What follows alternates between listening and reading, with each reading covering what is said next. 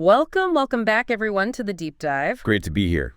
Today, we're jumping into, well, one of the world's most enduring stories, truly influential stuff, the Ramayana. Absolutely massive, yeah. We've gone through this ancient epic, the one attributed to the sage Valmiki. It's really a cornerstone of Hindu culture. Foundational, absolutely. And our goal today for you is to pull out the key insights, help you really grasp the plot, these unforgettable characters, the deep themes, and just understand why it still captivates millions. And it's amazing how it does. It's one of the two great Indian epics, right?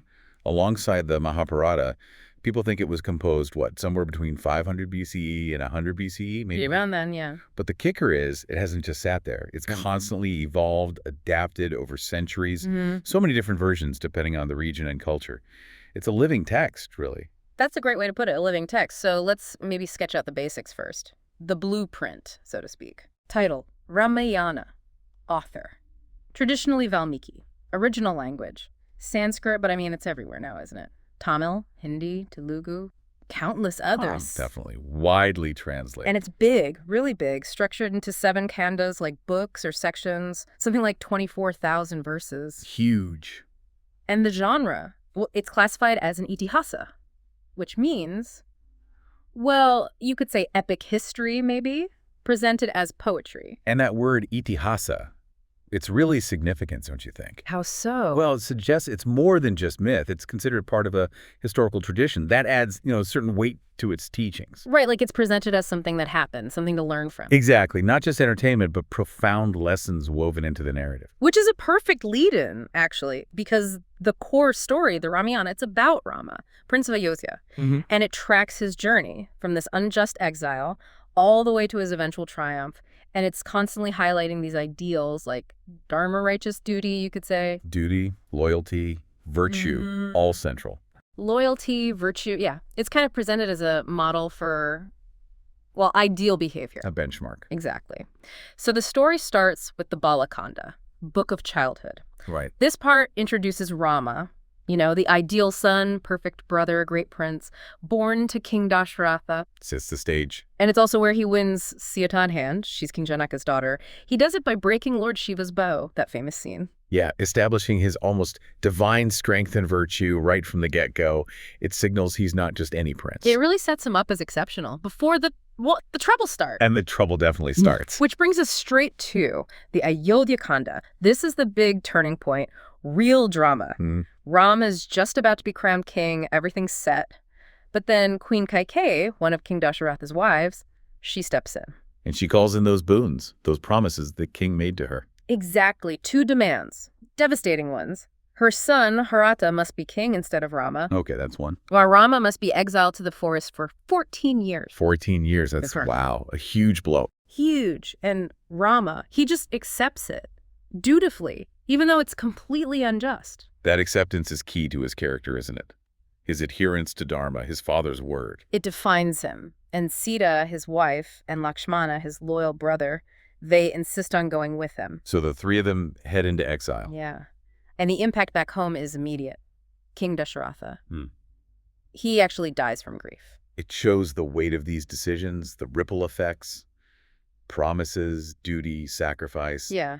It hits the whole kingdom. So now they're in the forest. Life is completely different. This takes us to the Aranyakanda, the Book of the Forest. Right. Their life in exile. And this is where another crucial event happens. The demoness Shurpanakha, well, she encounters Rama and Lakshmana, gets humiliated. Which has massive consequences. Oh, huge. Because she goes straight to her powerful brother, Ravana. He's the 10-headed king of Lanka. The main antagonist. And to avenge his sister's humiliation, Ravana kidnaps Sita, abducts her, and takes her to Lanka. That abduction becomes the central conflict, the driving force for everything that follows. Absolutely. And there's that tragic moment with Jatayu, the Vulture King. He tries desperately to stalk Ravana and save Sita. A valiant effort, but ultimately. He fails. He's killed, but he lives long enough to tell Rama what happened. It's heroic, but so sad. It really ups the stakes. Rama now has this one mission: get Sita back. Which means he needs allies.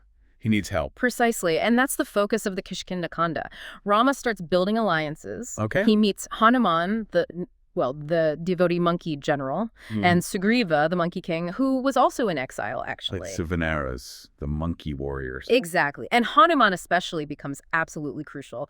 Rama's greatest devotee, his messenger, incredibly powerful. Hanuman's loyalty and devotion are just Yeah. legendary. He represents a different kind of strength, not just physical power, but selfless service. You really see that selfless service in the next part, the Sundara Kanda. This one's often called the Beautiful Book. Yeah, it focuses heavily on Hanuman. It details his incredible feat. He literally leaps across the entire ocean to reach Lanka. I mean, just picture that. An incredible image. Right.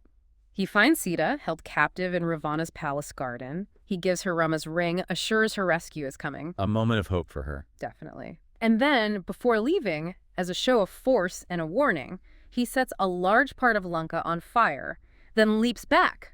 It's an amazing display of his power, intelligence, and devotion. Many consider this Kanda the heart of the Ramayana. It really showcases Hanuman's role. So Hanuman returns, Rama knows where Sita is, the alliance is formed, it all leads to the Yuddhakanda, the Book of War. The big confrontation. Yep. Rama and his army, mostly the Vanaras, they build this causeway, the Rama Setu, a bridge across the ocean to Lanka. An engineering marvel in itself within the story. Totally. And then the battle begins.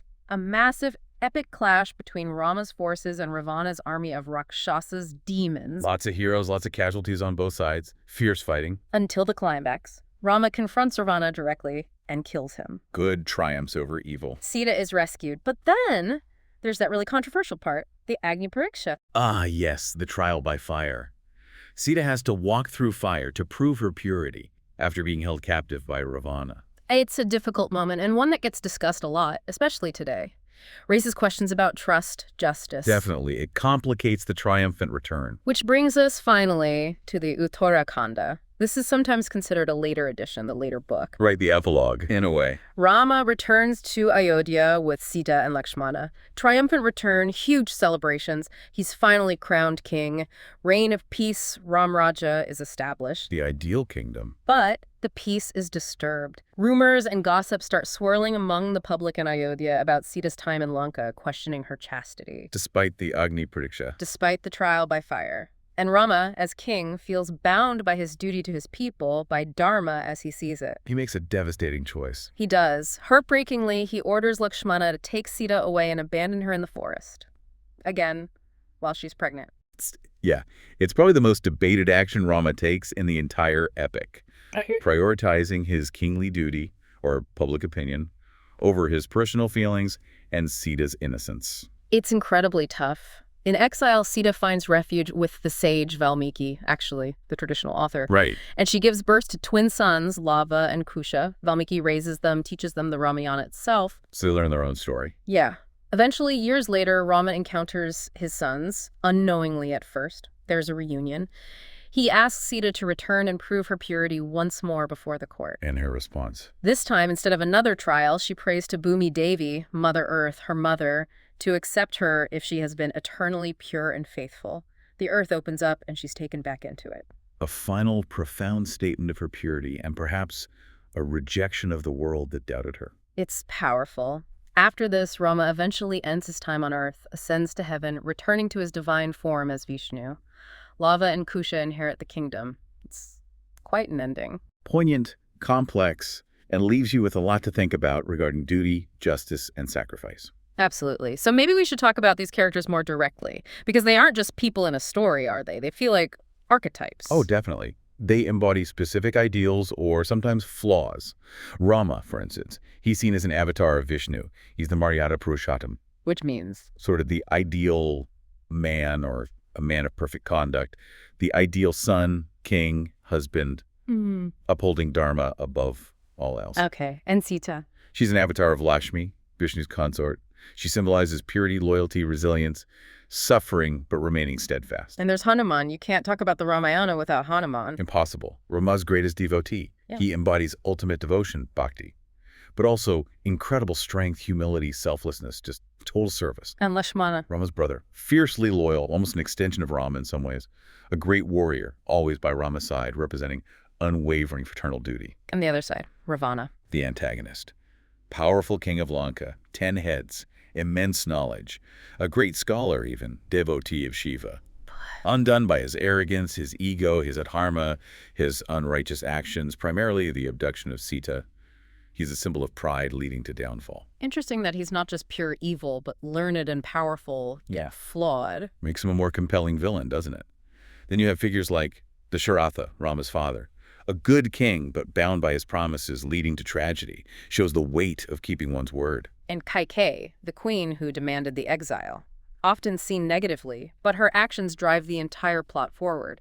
Maybe represents ambition or the consequences of rash promises. And don't forget Paratha, Rama's other brother. Right, Kaikeyi's son, the one who was supposed to be king. But he refuses. He's utterly devoted to Rama. He rules Ayodhya only as Rama's representative, placing Rama's sandals on the throne. He represents incredible brotherly love and righteousness himself. Wow, what a cast. Each one really carries a lot of symbolic weight. They really do. So if we connect this to the bigger picture, beyond just the plot and characters, what are the enduring messages, the lessons that still resonate today? Yeah, good question. I think for me, dharma, that idea of righteous duty, doing the right thing according to your role and principles, it has to be number one. It's the central axis, isn't it? Totally. Every major character faces these moral tests, these dilemmas, and Rama especially almost always chooses the path of dharma, even when it's personally agonizing, like exiling Sita. It forces you, the reader or listener, to think about your own duties and principles. Yeah. And what you'd sacrifice for them. Exactly. And flowing from that, there's devotion and loyalty. It's everywhere. Hanuman's devotion to Rama is maybe the ultimate example, just absolute unwavering service. But also Sita's loyalty to Rama through everything, and Lakshmana's and Bharata's loyalty as brothers, these relationships are held up as ideals. And then the big one, good versus evil. It's pretty clear-cut on the surface. Rama representing good, righteousness, virtue. Ravana representing evil, pride, ego, unrighteousness. But as we said, Ravana isn't just a caricature. He has qualities. It's more about the choices they make, the path they follow, dharma versus adharma. That's a good point. Then there's the whole theme of exile and return, Rama's 14 years in the forest. It's a classic hero's journey motif, isn't it? The wilderness is a place of trial, purification, spiritual growth. He leaves a prince, returns a tested leader, ready to be king. Suggests that transformation often happens through hardship, outside your comfort zone. And Sita's exile, too, though much more tragic. Definitely. And maybe one more overarching theme. Presenting models for ideal conduct. Right, we touched on that with the characters. Rama as the ideal man, Sita the ideal wife, Hanuman the ideal devotee, Lakshmana the ideal brother. They function as blueprints for how one should act within the traditional framework, setting a very high bar for virtue, ethics, fulfilling your social and spiritual roles. So given all these deep themes and iconic characters, it's no surprise the stories had such a massive impact, right? Absolutely colossal, not just in India, but across Southeast Asia, Thailand, Cambodia, Indonesia, Malaysia, and wherever Hindu culture has spread globally. And you see it in the sheer number of retellings. It's not just Valmiki's version. There's Tulsidas' Ramcharitmanas in Awadhi, which is hugely popular in North India. Kamba Ramayana in Tamil down south, the Rinker in Cambodia, the Ramakien in Thailand, Hikayat Sri Rama in Malay. Each version adapts the story, emphasizes different aspects, reflects local culture. Which shows how adaptable and resonant the core story is, and it's still alive in culture today, like in festivals. Diwali, for many, celebrates Rama's return to Ayodhya after defeating Ravana. It's woven into the very fabric of annual life. And what about the style itself, the original Sanskrit text? Oh, it's considered a literary masterpiece. Yeah. Composed in Sanskrit sloka meter, this sort of specific poetic structure, very rich in language similes, metaphors, symbolism everywhere. So it's not just the story, but how it's told. Exactly. It manages to blend really deep philosophical ideas, discussions about dharma and morality, with genuinely dramatic, compelling storytelling. Action, romance, tragedy, adventure. It's all in there. That blend is key to its lasting power. Okay, so we've talked about its immense influence and literary quality. But like any ancient text this important, it has its strengths, but also faces, well, criticisms or controversies, especially when viewed through modern eyes. That's inevitable and important to discuss. So strengths first. What stands out? Well, the depth of its ethical and spiritual messages, clearly. The richness of the characters we discussed, its timeless relevance, themes of family, duty, leadership, sacrifice, these still resonate. And its cultural universality, how it's crossed borders and centuries. Astonishing, really. Truly remarkable. But then this raises some important questions, particularly around certain events. You mean like Sita's treatment? Yes, that's probably the most prominent area. Yeah. The Agni Pariksha, the trial by fire, and especially her second exile based on public gossip. Yep. From a modern perspective, particularly a feminist one, these episodes are often seen as deeply unjust, patriarchal, questioning why her word wasn't enough, why Rama prioritized public opinion or a rigid interpretation of kingly duty over her well-being and honor. It forces a difficult conversation about how we interpret ancient texts, doesn't it? The tension between respecting the tradition and applying contemporary values of equality and justice. Absolutely. And some modern readings also look critically at Rama himself. How so? Some see his unwavering, almost rigid adherence to dharma as potentially passive or lacking in empathy at crucial moments, especially regarding Sita, or even the treatment of Shurpanakha earlier on. Is the ideal man too bound by rules? It's fascinating how these interpretations evolve. Is he the perfect man, or is his perfection itself a kind of flaw in certain situations? It depends heavily on the lens you use. The traditional view emphasizes his perfect adherence to duty as his highest virtue. Modern critiques might question the nature of that duty or its consequences. It shows the text is alive, still prompting debate.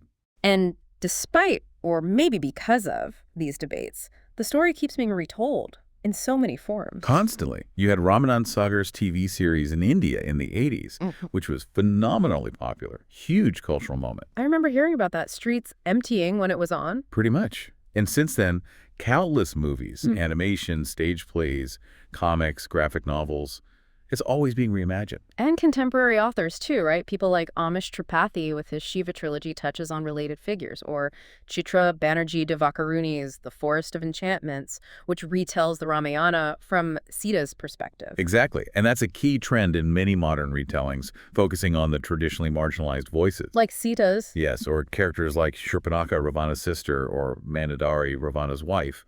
Feminist interpretations often explore their agency, their perspectives, challenging the traditional narrative that centers almost entirely on Rama. Post-colonial readings might look at power dynamics, like the conflict between Ayodhya and Lanka. So the story isn't static. It's a source constantly being re-examined, reinterpreted, argued with even. Which is a sign of a truly great, enduring work of literature and spirituality. It continues to speak to new generations, asking new questions. So wrapping this up, what does it all mean? Where does this leave us with the Ramayana? It feels like so much more than just an old story. It really is. It functions on so many levels. It's a spiritual guide for millions, offering moral and ethical instruction. It's a foundational cultural text, shaping art, society, values. A moral textbook, almost. In a way, yeah. And a cultural beacon. It keeps resonating century after century because it tackles these fundamental human questions. What is justice? What is love? What does it mean to be loyal? What is our duty? What sacrifices are worth making? Universal concerns. Absolutely. It's why, despite the complexities and controversies, it genuinely remains one of the greatest stories ever told. Its power is undeniable. So, a final thought maybe for you, our listener, to ponder, considering all these interpretations, the debates, the evolution of this epic over thousands of years. What does that tell us about stories themselves? How they reflect our values, but also how they shape them across time and cultures? And maybe, how does your own idea of ideal conduct stack up against the models you find in the Ramayana? Something to think about.